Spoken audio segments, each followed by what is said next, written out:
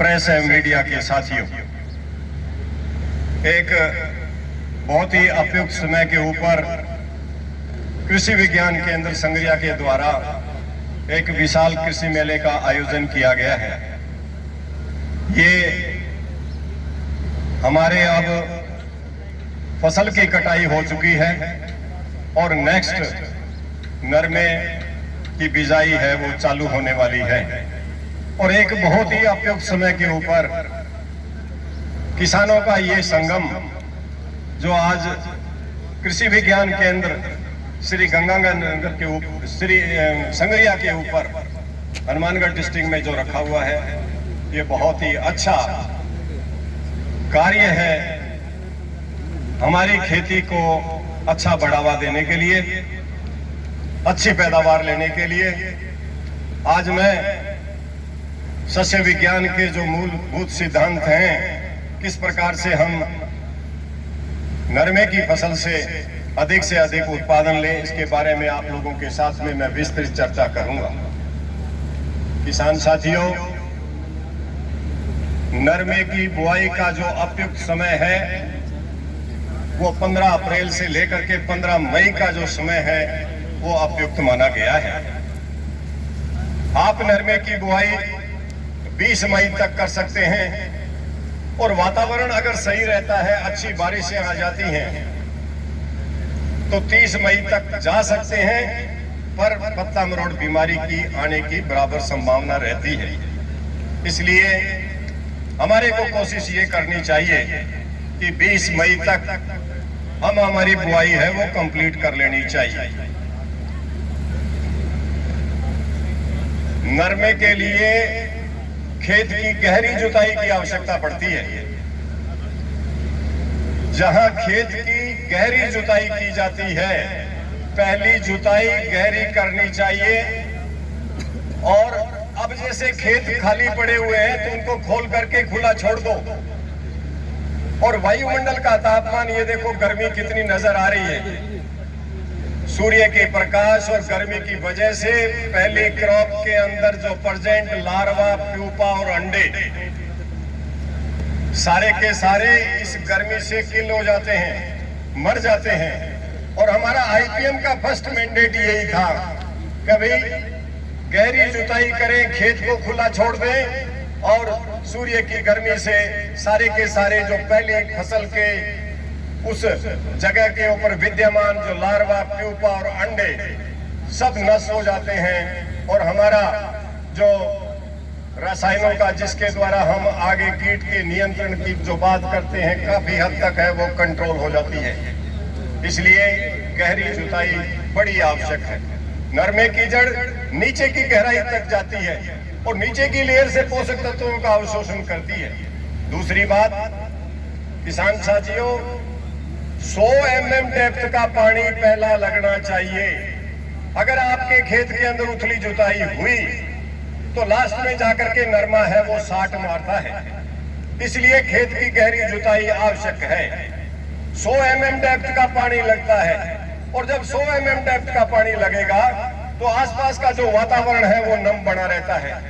हमारी फसलें चलती हैं, अन्यथा उखड़ जाती हैं गर्मी की वजह से।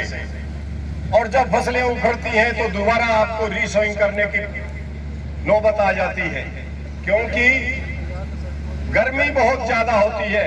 इसलिए हम कहते हैं कि पहला पानी 100 mm डेप्थ का लगाएं और फसल को अच्छी तरीके से चलाएं। अब आती है फसल का पाड़ा क्या रखना है। हमारे 2.25 फुट का पाड़ा है वो सुझाया गया है। पौधे से पौधे की दूरी 60 से 75 सेंटीमीटर आपको रखनी है और जहां जमीन थोड़ी तकड़ी है वहां हमारी 2 स्पेसिंग हमने डिसाइड की है। हमारे प्रयोगों के आधार के ऊपर हमने 2.25 फुट का पाड़ा रखो, 60 से 75 सेंटीमीटर तक पौधे से पौधे की दूरी रख सकते हो, या 108 सेंटीमीटर का पाड़ा रखें और पौधे से पौधे की दूरी है वो 60 सेंटीमीटर रखें। जहां जमीन तकड़ी वहां थोड़ा पाड़ा आप खुला कर लीजिए। जहां जमीन थोड़ी सी नरम आपको दिखाई दे, ऐसी जगह के ऊपर आप 2.25 फुट वाला पाड़ा रख सकते हैं। पर मेरा एक क्वेश्चन आता है कि अभी हनुमानगढ़ रीजन के अंदर नाली वाले बेल्ट के अंदर काश्तकार बड़ा चौड़ा भी रखते हैं, पर क्या होता है कई बार पानी लगा हुआ होता है, पौधे ने वेट ज्यादा ले लेते हैं और फसल के गिरने की संभावना भी बड़ी रहती है। तो अपना विवेक आप लोगों को काम में लेना चाहिए। कभी दूसरी स्पेसिंग भी यहाँ डिसाइड कर रखी है, 2.25 फुट का पाड़ा भी आप रख सकते हो, पौधे से पौधे की दूरी 60 से 75 सेंटीमीटर आप रख सकते हो। इन चीजों को आप चीज को ध्यान में रखना चाहिए कि भी मेरे को क्या खेत के अंदर स्पेसिंग रखूं जिससे हमें प्रति इकाई क्षेत्र से अधिक उत्पादन है वो मिल सके। नरमे की फसल के लिए 150 किलोग्राम नाइट्रोजन, 40 किलोग्राम फास्फोरस और 20 किलोग्राम जो पोटास है वो प्रति हेक्टेयर सिफारिश के अंदर है। दो तत्वों की बड़ी महत्ता है, फॉस्फेटिक फर्टिलाइजर और पोटेशिक फर्टिलाइजर। 40 किलोग्राम जो फास्फोरस है वो प्रति हेक्टेयर सिफारिश में है, 10 किलोग्राम फास्फोरस है वो आपके खेत के अंदर जाना चाहिए। वो आप सिंगल सुपर फॉस्फेट से देना चाहते हो तो 62.5 किलोग्राम बीघे का सिंगल सुपर फॉस्फेट आता है, और अगर डीएपी के द्वारा देना चाहते हो तो 22 किलोग्राम बीघे की डीएपी आती है। जो काश्तकार एनपीके देना चाहता है, 12-32-16 का प्रयोग करना चाहता है, उसकी मात्रा आती है 31 किलोग्राम बीघे की। आप लोगों को यह ध्यान में रखना चाहिए डीएपी वाली जो खाद है वो बुआई के लिए बनी हुई है, वो खड़ी फसल के अंदर डीएपी का प्रयोग नहीं करना चाहिए। प्राय काश्तकार बंधु क्या करते हैं, गेहूं के अंदर डीएपी का ऊपर से छिड़काव करते हैं।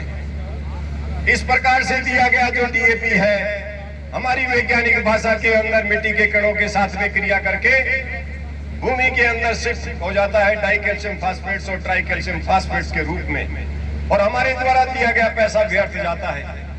काश्तकारों को बतौर सब्सिडी जो 2000 रुपए का बैग है वो 1250 और 1300 रुपए का मिलता है। तो आप लोगों को ये सोचना चाहिए कि भाई डीएपी का प्रयोग बुआई के समय में करें। अब मैं एक बात करता हूं, हमारा एक ओड़ा तो ये जा रहा है और एक ओड़ा ये जा रहा है। अब इस ओड़े के नीचे अगर आपने बीज डालना है, सीड कम फर्टिलाइजर ड्रिल से डीएपी का प्रयोग करना चाहिए जिससे बीज ऊपर गिरे, डाया वाली खाद नीचे पड़े, और यहां आपने अगर डाया डाली है, यहां मिट्टी के लेयर आए, यहां आपका बीटी नरमे का बीज गिरे तो इससे जो जड़ निकलेगी वो इस डीएपी के खाद के फास्फोरस अंश को लेगी। अन्यथा अगर आपने जुलाई माह के अंदर डीएपी का प्रयोग किया, यहां तो हमने नरमा लगा दिया, नरमे की जड़ यहां आ गई और इसकी जड़ यहां आ गई, और हमने हल के द्वारा जब जून माह के लास्ट के अंदर डीएपी का प्रयोग किया तो इसका नाइट्रोजन का अंश तो इस जड़ को मिल जाएगा, पर फास्फोरस का अंश मिट्टी के साथ में क्रिया करके जमा भूमि के अंदर हो जाएगा, हमारा पैसा व्यर्थ जाएगा। इसलिए आप लोगों को ये कोशिश करनी चाहिए कि डीएपी का प्रयोग करें, सीड कम फर्टिलाइजर ड्रिल के द्वारा करें, जिससे उसका संपूर्ण तत्व का उपयोग हो और हमारी फसल आगे चले। हमारे देसी नरमे में लोग बात कर लेते थे जुलाई माह के अंदर, पहले मन में क्या रहता है, कभी हमारा नरमा चले और उसके बाद में मैं डाया वाली खाद बीजूंगा। बीटी नरमे के साथ में इस तरीके से पॉसिबल नहीं है। आपने इसके रिजल्ट्स देख लिए होंगे कि भी डाया वाली खाद अगर आपने बाद में डाली, जड़ उथली रह जाती है, बाद में बोल लोड बहुत ज्यादा होता है, टिंडों की संख्या ज्यादा होती है, पौधा खींच नहीं पाता, तिड़क हो जाएगी, साट मारेगा और रिजल्ट्स हमारे को जो मिलने चाहिए वो नहीं मिल पाएंगे। दूसरी दिक्कत क्या होती है, काश्तकार बंधु अंडरग्राउंड वाटर का प्रयोग करते हैं। हमारे इस एरिया के अंदर अंडरग्राउंड वाटर है वो सेलाइन और एल्कलाइन है, और इस प्रकार का भूगर्भ जल जब काश्तकार प्रयोग करते हैं तो जड़ क्षेत्र के अंदर लवण और क्षार है वो एकत्रित हो जाते हैं। दिक्कत क्या होता है, वातावरण का तापमान ज्यादा होता है, पानी भाप बन करके उड़ जाता है और लवण और क्षार जड़ क्षेत्र के अंदर आकर के जब जमा हो जाते हैं तो हमारा अवशोषण का नियम है वो प्रभावित होता है। पानी कैसे पानी खींचेगा? जब सेल सेप का पानी ज्यादा गाढ़ा हो तो पौधा ऊपर खींचता है। जब आपने नीचे ही गाढ़ा पानी कर दिया और लवणों और क्षारों की वजह से, तो पौधे की जड़ है वो पोषक तत्वों का अवशोषण नहीं कर पाती और फसल मुरझाती है, साठ मारती है, तिड़क आ जाती है। तो इसलिए हम बार बार यही कहते हैं कि भी फसल के अंदर विभाग ने डिग्गी का सोर्स दिया है। आप लोग हमारे यहाँ जो नरमा है वो ड्रिप के ऊपर बहुत अच्छी पैदावार दे सकता है। आप लोग ड्रिप लगाएं, बूंद बूंद सिंचाई पद्धति से नरमा चलेगा। और खास बात मजे की आती है कि जो 100 mm डेप्थ का पानी चाहिए शुरू वाला, वो जरूरत ही नहीं है। आप ड्राई सोइंग कर सकते हैं और उस ड्रिपर लाइन को ले जाकर के वहां पर छोड़ सकते हैं। तो देखो कितनी पानी की बचत है। आप भूगर्भ जल का प्रयोग न करके डिग्गी के सोर्स को अपनाइए, ड्रिप को अपनाइए और अब फसल को चलाइए। सीलर चलाने की कोई जरूरत नहीं पड़ती। कचरा आपके खेत के अंदर होता नहीं। उर्वरकों की मात्रा 25% आप कम कर सकते हैं। और सबसे बढ़िया बात, क्वालिटी के अंदर सिग्निफिकेंट जो इंप्रूवमेंट है वो बीटी नरमे के अंदर दिखाई देता है अगर आपने ड्रिप का प्रयोग किया है। इसलिए डिग्गी का सोर्स अपनाइए और जाकर के बतौर सब्सिडी विभाग से आप ये चीज लीजिए। आपकी जमीन सुरक्षित रहेगी, आपके भूमि के स्वास्थ्य का प्रबंधन सही रहेगा। ऑनरेबल प्राइम मिनिस्टर साहब ने सूरतगढ़ से मैसेज दिया था, कभी हमारे को मिट्टी परीक्षण की तरफ जरूर जाना चाहिए। ये जो सिफारिशें हैं वो ब्लैंकेट है। आप जाकर के मिट्टी का परीक्षण कराइए। सॉइल टेस्टिंग लैब आपको बताएगी कि अमुक मात्रा के अंदर आपको यूरिया अप्लाई करनी है, इतना फास्फोरस देना है, इतना पोटास देना है, क्या जिंक की कमी है, क्या मैग्नीशियम की कमी है। उस बेसिस के ऊपर आप अपने तत्वों को समावेश करेंगे तो आपको बहुत अच्छे रिजल्ट्स हैं वो मिलेंगे। बात कर रहे थे फास्फोरस और पोटास की, तत्वों के ऐड करने की, तो मिट्टी परीक्षण की तरफ आपको जाना चाहिए। 2 तत्वों की बड़ी महत्ता है, फॉस्फेटिक फर्टिलाइजर और पोटेशिक फर्टिलाइजर की। फॉस्फोरस और पोटास बेसल एप्लीकेशन के लिए सिफारिश किए गए हैं, वही के समय काम में लेनी चाहिए। 8 से 9 किलोग्राम म्यूरेट ऑफ पोटास आपको प्रति बीघा खेत में डालना चाहिए। बीटी नरमे के अंदर ये रेस्पॉन्स है वो 17-18 किलोग्राम तक भी देखा गया है।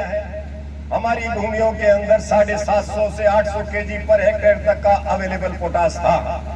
आज ये अवेलेबल जो पोटास है वो 300 और 400 केजी पर हेक्टेयर तक का देखने के लिए मिल रहा है। तो किसान साथियों, ये एक अलार्मिंग सिचुएशन है कि भाई हमारे खेत के अंदर पोटास का भी प्रयोग है वो बराबर करना चाहिए। जब बैलेंस न्यूट्रिशन होता है नाइट्रोजन, फास्फोरस और पोटास का, तो फसल की बढ़वार भी अच्छी होती है। किसी एक तत्व की कमी और दूसरे की अधिकता पौधे के उत्पादन को प्रभावित करती है। इसलिए जो तत्व आवश्यक है उनको प्रॉपर मात्रा के अंदर ऐड करना चाहिए, तब जाकर के हमारे को उत्पादन है वो बहुत अच्छा दिखाई देता है। पोटास है वो पौधे की रोग प्रतिरोधक क्षमता को निर्धारित करता है, फसल को रोगों से बचाता है और दूसरी खास बात है फसल को सूखा सहन करने की क्षमता प्रदान करता है। आज हमारे कृषि विभाग ने गांव-गांव के अंदर ये स्लोगन्स लिखे हुए हैं, पंचायत समिति के सामने पोटास का प्रयोग कीजिए, बूंद बूंद सिंचाई पद्धति का प्रयोग कीजिए। तो आप लोगों को ऐसी टेक्निक की तरफ जाना चाहिए। डिग्गी का सोर्स है, बारिश आ गई, आपको जरूरत नहीं पानी की, डिग्गी के अंदर डालो और राइट टाइम के ऊपर आप सोइंग करो। आपको दूसरी बात बताई, कभी 20 मई तक का जो नरमा है वो बम्पर पैदावार देता है। और कई बार क्या होता है, पानी आता नहीं, क्योंकि आप लोग केनाल के ऊपर डिपेंडेंट हैं। और मैंने बार बार बताया कि लेट सोइंग होती है, उसमें फिर संभावना है वो कम पैदावार की मिलने की रहती है। कीड़े मकोड़ों, क्योंकि पौधा नर्म छोटा रहेगा, कीड़े मकोड़े उसके ऊपर आक्रमण ज्यादा बढ़ जाएंगे। ऐसी दशा में किसानों को बड़ा सोचना चाहिए कि भी मैं कैसे करूं। हमारे प्रयोग यहाँ कृषि अनुसंधान केंद्र श्री गंगानगर के ऊपर हुए, फरीदकोट सेंटर पंजाब में भी हुए, और काश्तकारों को ट्रांसप्लांटिंग सिस्टम से भी आप राइट टाइम पे अपनी क्रॉप को सोइंग कर सकते हैं। 20 मई के आसपास 15 दिन की क्रॉप अगर 20 मई को पौध लगा दें, 15 दिन बाद में खेत में ट्रांसफर कर दें या 21 दिन बाद में आप ट्रांसफर कर दें तो आपकी पौध है वो चल जाती है। तो कितनी अच्छी बात है। कभी अगर पानी आया 20 या 22 मई को, आप उस टाइम पौध लगाइए और पौध लगा करके आप अपने खेत के अंदर चलाइए और ड्रिप लाइन को आपको चला दें तो आपके खेत में नंबर 1 पौधों की संख्या पर्याप्त रहेगी। और जब पौधों की संख्या पर्याप्त रहेगी तो आपको पैदावार है वो पूरी मिलेगी।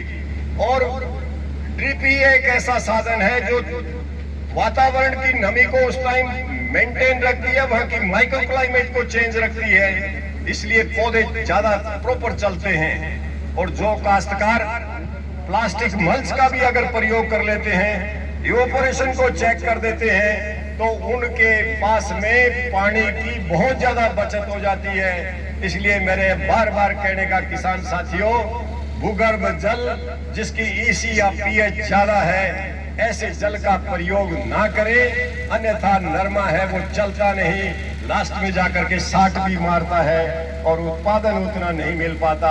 ऐसी विधाओं को आप लोगों को अपनाना चाहिए। यूरिया की बात करें, 27.5 किलोग्राम यूरिया बुआई के समय में 27.5 किलोग्राम पहले पानी पे और 27.5 किलोग्राम यूरिया है वो कलियां बनते समय दे देते हैं तो यूरिया की खुराक है वो पूरी हो जाती है।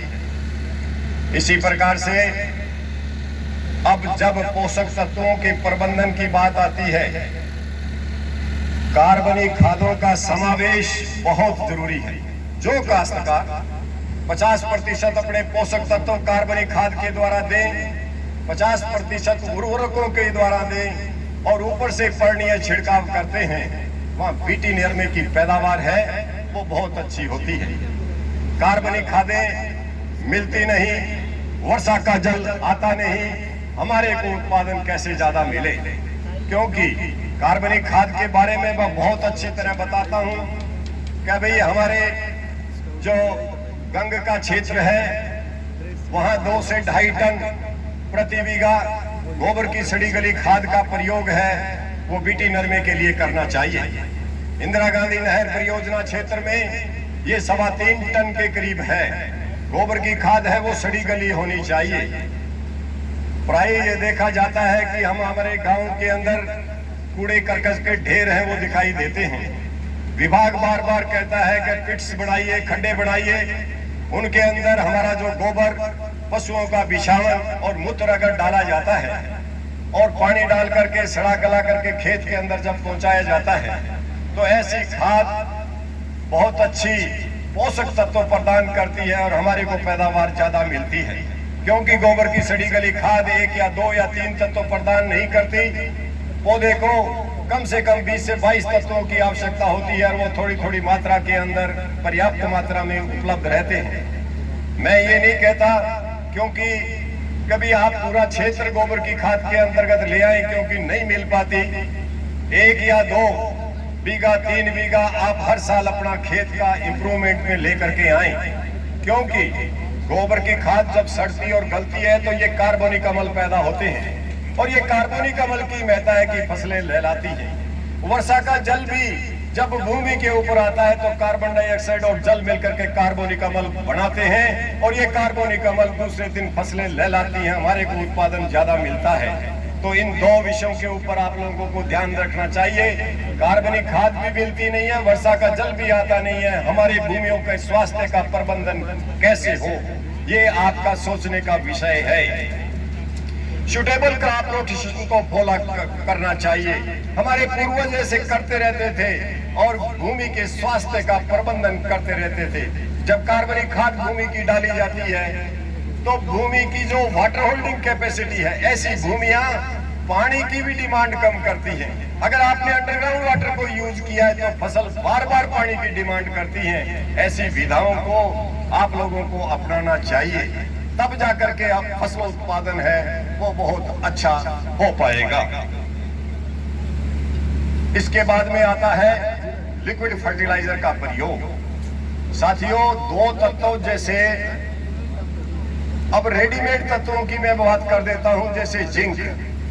आज जिंक की भी कमी है, वो काफी जगह दिखाई देती है।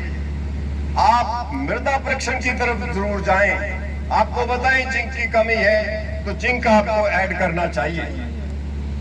6 किलोग्राम बीघे का जिंक सल्फेट 21% वाला खेत में बुआई के समय आप काम में ले सकते हैं। खड़ी फसल के अंदर जिंक की कमी दिखाई दे तो 0.5% का स्प्रे है। तो जिंक की कमी के लक्षण आज आम दिखाई देते हैं। पत्ती के बीच वाली नस है वो हरी रहती है, साइड में पीलापन दिखाई देता है, तो जिंक की कमी है। आप यूरिया डालोगे तो उसका हरापन नहीं आएगा, आपने अगर जिंक डाला है तो हरापन आ जाएगा। खड़ी फसल में 0.5% का स्प्रे आपको करना चाहिए। आपके खेत में अगर लाल पत्ते होने की समस्या दिखाई दे तो मैग्नीशियम सल्फेट है वो रिकमेंडेशन में है। 1% मैग्नीशियम सल्फेट का स्प्रे अगर 90 डेज के आसपास कर दिया जाए तो लाल पत्ते हैं वो अपने आप सही हो जाते हैं।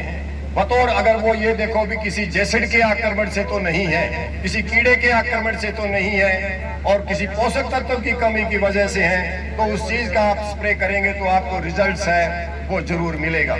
कई बार फूलगुड्डी है वो स्वतः गिरती है, किसी कीड़े मकोड़े के आक्रमण से नहीं गिरती, तो उसके लिए प्लानोफिक्स है वो रिकमेंडेशन में है। आप प्लानोफिक्स को अप्लाई करके, क्योंकि हमारा लंबा ड्राई स्पेल आता है, लंबा पानी नहरों के नहीं आता, और जैसे ही पानी लगाते हैं तो फूलगुड्डी और उसके बीच में टहनी के बीच में हमारी एक एब्सिशन लेयर फॉर्म होती है और सारी की सारी फूलगुड्डी नीचे आती है।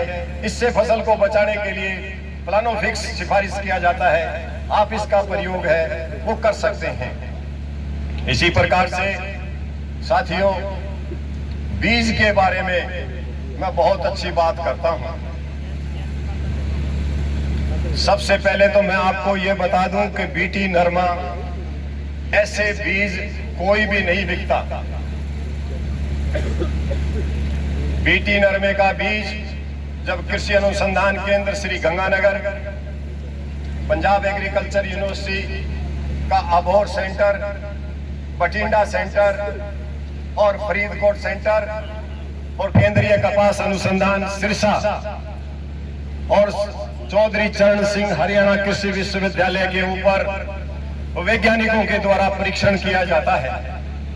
और जब ये सारे वैज्ञानिक नेतृत्व करता है पंजाब एग्रीकल्चर यूनिवर्सिटी लुधियाना, और जब ये सभी वैज्ञानिक लास्ट में जब इनका कंक्लूजन निकालते हैं और उस प्रयोगों के आधार के ऊपर देखते हैं भी कौन सा बीटी हाइब्रिड टॉप रहा है, वो काश्तकारों को सुझाया जाता है। और वो हमारा जो कृषि विभाग है, पंत कृषि भवन जयपुर से फिर लिस्ट निकलती है कि ये बीटी हाइब्रिड्स हमारे क्षेत्र के अंदर सबसे कारगर सिद्ध हुए हैं।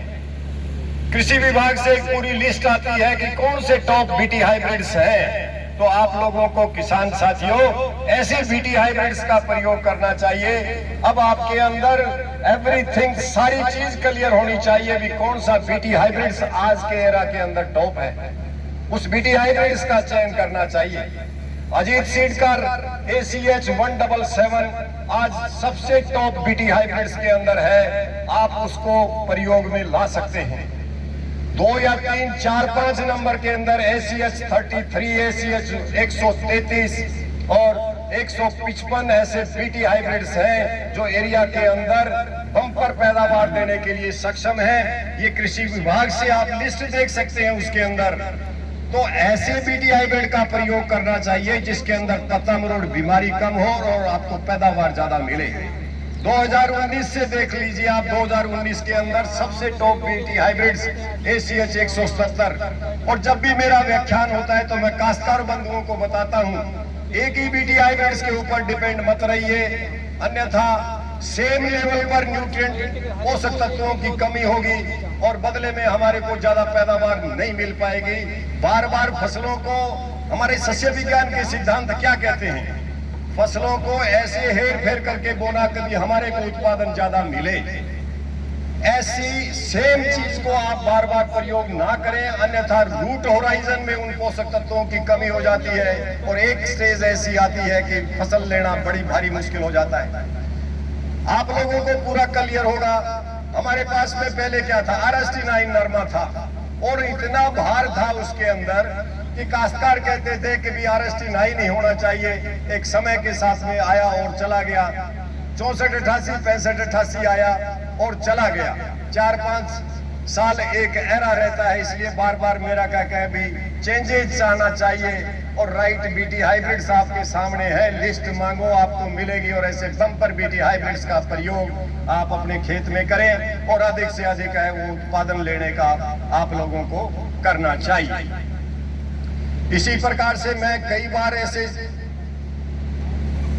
एक ही हाइब्रिड हमारे इस एरिया में क्या है, नरमे के अंतर्गत भी यही है। इसी प्रकार से पिछली बार पायनियर हाइब्रिड्स, दूसरे हाइब्रिड्स, ऐसे हेर फेर करके कुछ एरिया किसी हाइब्रिड के अंतर्गत, कुछ किसी के अंतर्गत रखो और अगर कहीं चपेट में आओगे तो पूरा नुकसान नहीं हो।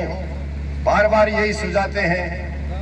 वीट के अंदर क्या करते हैं काश्तकार, गेहूं के अंदर 28-51 वैरायटी का प्रयोग करते हैं। कृषि विभाग और अनुसंधान से जब हम zonal research extension advisory committee meeting के अंदर बैठते हैं, ऐसी वैरायटी को डिस्करेज करना चाहिए।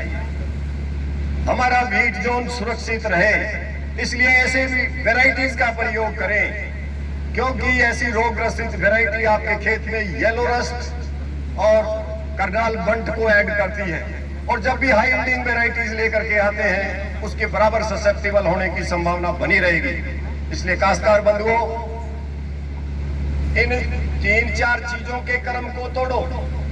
ऐसी सरसों की वैरायटी का चयन करें जिसका ऑयल कंटेंट ज्यादा हो। पूरे सजग हो जाओ, टैलेंट का जमाना है। जो इंटेलिजेंट काश्तकार होगा वो ही आगे अच्छा पैसा कमा पाएगा। अन्यथा काश्तकारों ने जिनका ऑयल कंटेंट कम रहा, 36 के पास में जिनका ऑयल कंटेंट आज मस्टर्ड में रहा उसको 5500 रुपए का रेट मिला और जिसका ऑयल कंटेंट 42 के करीब था उसको 6500 का रेट मिला। इसलिए ऐसे भूमि का परीक्षण करा करके, पोषक तत्वों का प्रबंधन करके राइट आपको वैरायटी चुननी है जिससे अधिक से अधिक आपको फायदा हो, उत्पादन मिले। जय हिंद, जय भारत। किसान साथियों, विषय मेरे पास में काफी लंबा है, वक्ता बहुत ज्यादा है। आप लोगों के कोई क्वेश्चन हो तो वो पूछ सकते हो। धन्यवाद। जय हिंद, जय भारत। धन्यवाद डॉक्टर साहब।